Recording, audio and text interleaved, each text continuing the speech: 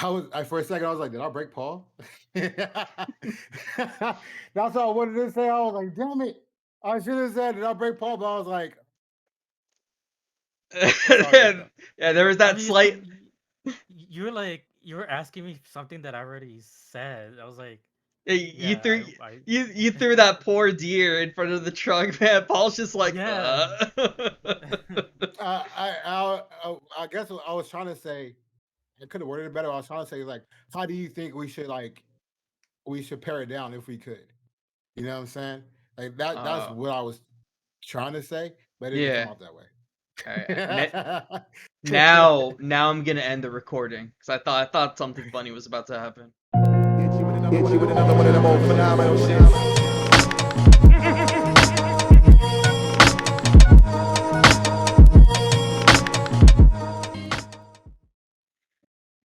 Welcome back to Underleveled. My name is Chris. This is Dom. It's good. This is Paul. Hey everybody. We got the three amigos back for another episode, taking a slight break from the D&D celebration coverage to there was a panel. They brought up a specific topic in this panel, and I thought it would be a good conversation for the three of us. I wanted to bring everyone back in, but our next video, which will come up probably alongside this one, will be the coverage of the final announcements that they had at the celebration. But thank you again for swinging by. Um, I don't need to remind anyone to click like or subscribe. I know you're all going to do that because you all are good people. Hey, one from day one. That's how you are. But what I thought was interesting was there was a panel called "My First Character: Bringing Young Players into D&D," and as they were talking throughout the panel, describing how they would be able to simplify the game mechanics to help younger people adapt to the game, and how they would go about storytelling, not making things too mature, kind of promoting more player agency over what happens rather than strict by the numbers. A lot of what they were talking about, it made me think of an idea that we had when we eventually get a storefront. Storefront, of course, for would be our physical home base for Undrlvld.com, which you can find a link down below to get some cool stuff.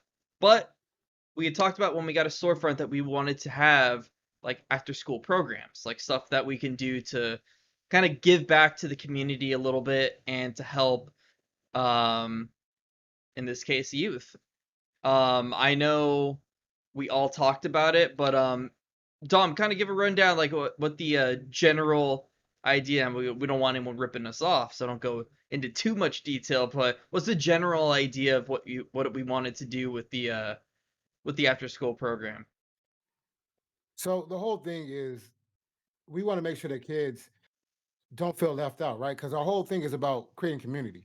So it doesn't matter who they are, where they come from, disabilities, they're dealing with things going on at home. We want to make sure games are a way for people to get away, right? It's a way for people to kind of, live a different, be in a different reality for a little bit.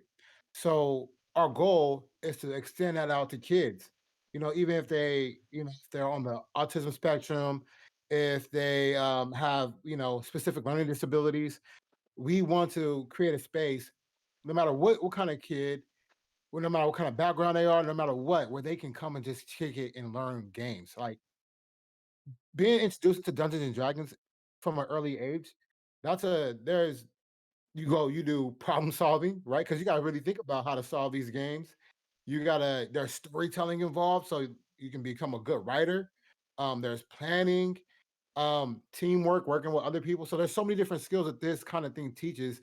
Maybe a kid who has autism may not be able to understand, the certain social cues, but being able to learn those social cues by playing in a game, man, that's game changing for them. That's completely game changing for them, and that's what we aim to do. We want to make it where these these games are ways that they can become a better person, Exactly. right? Not just through games either. I mean, I know we had a lot of plans for the business, but I know Paul had an idea for like having like a section of the storefront having like paints for people, like a kind of like an arts and crafts kind of station for people to do work. And Paul restores retro games and stuff like that. So there's a lot of things that Paul could teach kids too, more crafty stuff, right, Paul? Yeah, so we also want to bring in people that want to make a cosplay parts, or they want to make the whole costume in store. That's fine with us. It would be fine with us, and we'll help it any way possible that we can. Um, if they want to learn how to fix retro games, I mean, we can bring a bunch of people together and just learn it as we go. I can be there teaching them. Like it's just to have a place where instead of kids going out doing bad stuff out there, they can come here, learn new things, and have fun. Exactly. That's like our whole goal. We want to create a community, create a sense um, for everyone. So, how cool would it be, for I don't know, a teenager, instead of sitting there going home and where he's not doing anything or he go into the streets and get into trouble, you come over to a spot where you can play games and get new friends and learn new skills. Maybe learn some technological skills, creating and fixing new retro consoles or cosplay or learning how to be a better writer through being a DM, being a dungeon master for Dungeons and Dragons. Right. Exactly. So And yeah, man. it's a great game. It can help people in a lot of different ways. And like you're saying, instead of people wasting their time doing something like playing Fortnite or watching dubbed anime, they can come here and learn a bunch of new skills and ways to build themselves up. And even acting wise, it's you learn a lot of Hmm. improv. Like I learned a lot playing Dungeons and Dragons. And I mean, it's by far, no offense to any video game or anything, it's by far my favorite game. And I think it could lend itself in a lot of ways to help people. And one thing I wanted to ask you guys about though, um, there's been a trend in D&D recently, not saying it's a bad thing, but I mean, a good example would be, when you first play Pokemon, like Pokemon Red and Hmm. Blue, you didn't get no help. Yeah. There wasn't like a tutorial. None. Like None. you had to go in and get it done, figure the game Good out. luck. Exactly. Like it wasn't the most complicated game in the world, but it wasn't super handholdy. And over the years, I think eventually they reached a point where they had like a good tutorial, a good system for showing new people how to play. And Hmm. then it goes up to Pokemon Sword and Shield or Sun and Moon, where there's like a 20-30 minute tutorial on Mm. how to play the game, and it had like the experience share for all. It makes it super easy to level. Like I think in Pokemon X, I went through the Pokemon League and the champion with just one Pokemon. Like he never died. I just like obliterated every Pokemon with just him because he was that over leveled and powerful. But that trend is leaked over to D&D. I think it's a good thing because I think one of the biggest fears people have with this game is how complicated it seems. And so I get simplifying it, but where do you guys think, like, do you think there can be a point where you're hand holding and oversimplifying to a point where it's actually damaging to, like, in this case, a youth, like someone you're trying to take in and help grow and facilitate like good habits and stuff like that? Do you think there's a point where it starts to become like almost damaging to make it too easy? I don't think it's a. It'll. I don't think it'll damage the game itself because it's first of all it's all up to the dungeon master. He's the one who's gonna know which are the experienced players, which ones are the new Hmm. players. Um, and kind of guide the new players on the right path. So it's a lot of work to be a dungeon master, first of all, from what I'm Yeah. hearing. Yeah.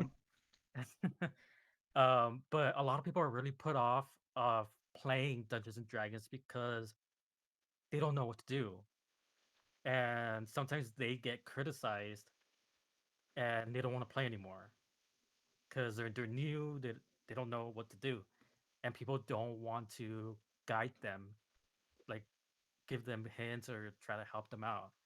So I feel But like there should be a little bit of handholding, at least in the beginning, until they get used to it. Mhm. And I mean, I agree with you. Like there has to be a little bit of hand holding, like in Dungeons and Dragons. But I will, because I'm a teacher. I was a teacher, special education. Seeing kids being held, like holding their hands through the process when they're first trying to learn something, and I would argue that that has to happen for um for kids just trying to get into it because it's a very complicated game in its own right. So I would say that the hand holding needs to continue, for a longer time when we're introducing it to kids. I mean, if you're an adult, maybe a little bit of hand holding about your business. Like you're an adult, figure it out. You know what I'm saying? Like Mhm. at this point. But if we're gonna try to introduce it to youth, I would say hand holding for much longer, and I think that's okay. Par it down a little bit, easier for them to understand. Mhm. I mean, we could do that for adults. Like I don't want to gatekeep, right? But a lot of adults want to get into it. But if you don't understand it after hand holding a little bit, like I I'm sorry, you shouldn't be playing the game now. Like you gotta put it down. I'm not gonna gatekeep you, but like you got to put it down. Go like go back to playing checkers, homie.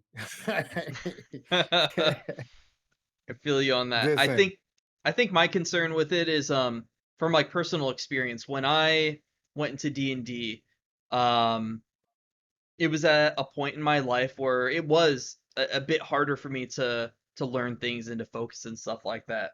Be it from things going on in my life and, just psychologically at that point.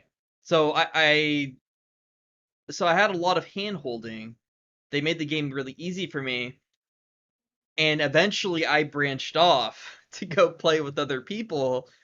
And when I didn't have that hand holding and I saw how brutal and complicated the game can actually be, it's like I got that trash talking and the putting down and kicked out of groups and stuff like that. Like eventually I found my stride and I learned the game, and I might be a little bit better than your average cat. But kids these days are a lot more connected than like we Hmm. were at their age. They easily have access to internet. So my only worry is if you make it too simplified and easy and sunshines and rainbows, and then they get excited about the game and they go off into like Discord groups or forums and they look into other groups, like when they see how dark and brooding the D&D can be, I don't know, I kind of feel like it might be a little standoffish. Kind of like how they say, Yeah, you don't know what the real world is like, kind of a thing. but that's game culture in general, though, right? Like that's the whole that like gamer culture. No matter what game you play, even if it's chess, like there's somebody gatekeeping on you. Like, like you can come in and I've done this, this, and this, but have you done it like this? Have you done it this way? This is the correct way. Mm. You haven't been doing it right. You're never doing it right. You don't know what you're doing. Yeah. That happens. That happens. Like that's all gamer culture. So I mean, I will argue that like we got to move away from that, especially if we're trying to bring in new kids. I would say that's why Dungeons and Dragons isn't as big as it is because it's kind of like the elite like thought process. Like, oh, I play Dungeons and Dragons. Like I'm better than you. Like you play Diablo. I play Dungeons and Dragons. What's good? Like, you know what I'm saying? So we gotta change the narrative with that. Like if we're gonna bring it into more kids, like make it more accessible, we have to power it down. I think so. We can't, and we got to stop that gatekeeping bullshit. It sucks. Hmm. That's just not a good thing. Yeah, I agree with that. I just think there's sometimes there's too much, but I think I think they just have to be a little careful. Like it seems like they're so worried about doing wrong that they're turning it up a few more Mm-hmm. notches than they need to. Mm-hmm. Um, but then again, I sound like an old boomer right now because like when I was a new player, I wanted the hand holding, I wanted the extra help, the extra time during my turn to figure out what to do, and now I'm kind of like, I've gotta be stricter and make the game a little more complicated. It's get too easy, but I don't know. I don't know. I feel like there's a balance. They'll find it. I think they'll Yeah, find yeah, it. yeah. You got it. It's just a balance. You know what I'm saying? And especially when we introduce kids to it, like what Paul was saying. Um, hand holding it can be good. Right, Paul? Like, but based off of like the fact that if we're going to handhold, like I personally think we should do it, like do it right. Like, what do you feel about that then? that we should do it. Um, I mean, I just I said that like I mean, like, it, how it, do it, you it, feel? it should be done. It's just that, especially for the first game at least, like so they can get the hang of how to play. Eventually, as they start playing, we just let them go. Yeah, I will They say gotta get the basics. if there's any young people watching this, or a young folk that wants to get into D&D, just remember that not everything is as peaceful and colorful as like the officially published adventures by Wizards of the Coast. And I know you watch Critical Role and you watch like the D&D streams and stuff like that. Just remember that if you go out into the world and look for people to play with, it's not always jolly and laughs and stuff like that. Just keep that in mind. Keep that in mind. I feel like Wizards could actually do a little bit better at preparing people for like if D&D is like, let's say, like high school, they should prepare people for college a little bit Mm, a little bit better. mm-hmm. I think that's kind of the point I was trying to make, is that they could do better at being like, hey, there are various tiers of play, you could say, but I think it's good for us to observe what they're doing since we want to do similar things when Mm-hmm. we have our storefront. So I think it's very interesting. I'm curious to see how we do when we have our little flock. Mm-hmm. Yeah. All the little kids coming in talking about, I'm gonna be a I want to be a fourth level wizard or monk. Like, hey, I'm not gonna lie, y'all. I don't know nothing about Dungeons and Dragons. So Those are classes, man. I'm proud of you. I'm proud of you. Those are classes, man. Good job. I'm Good job. learning. I'm learning. Hey, And don't gatekeep. If y'all play Dungeons and Dragons, don't gatekeep. I'm learning. and I think it'll be I think a good way for us to learn how to help them is going to be when I eventually teach you guys how to play, because it takes a certain amount of machismo to teach someone how to play Dungeons and Dragons. So and when you guys are learning, when I'm teaching, it'll help us, because I know I used to volunteer when I was younger to help even younger people. So helping kids is something that I definitely want to do. So it'll be curious to see how where our journey takes us while we're self-educating ourselves into helping uh the future generation of hobbits. Mm-hmm. Yes. Agreed. Can't wait, But man. but like I said, I just wanted to bring this up and get your guys' little opinions and get the juices flowing a little bit. my next video is gonna be on the announcements on the final day, but a nice short little video today. Well, at least short for us. But thanks for taking the time to talk to me about this, guys. I know money's always good to be when it's made, but I know we were all a little passionate about eventually helping kids, so Facts. Facts. get on That's what that. we Paul, about, community. say bye to the people, Paul. Bye. You can at least call them by their name, Paul. Bye, People. people. People, audience, and Dom, show him how it's done. Peace out, y'all. I appreciate y'all coming to watch this videos. Thank y'all for subscribing. Thank y'all for watching the videos in the first place, because y'all didn't have to do that. Greatly appreciate it. Thank you for being here. Thank you for being a part of the community. Love We y'all. call them names. Everyone, Love y'all, people. stay safe out there, everyone, and thank you for all the support. Our first video got a lot more views than I thought it was gonna get. Our second video got a lot more views than I thought it was gonna get. So we appreciate the support. So let's keep the momentum going. We got more D&D celebration coverage in the next video, and next month I'll be doing a book review on the new Fizzband's Treasury of Dragons book. So we got a lot of stuff coming down the pipeline. So That's gonna be nice. So stay tuned.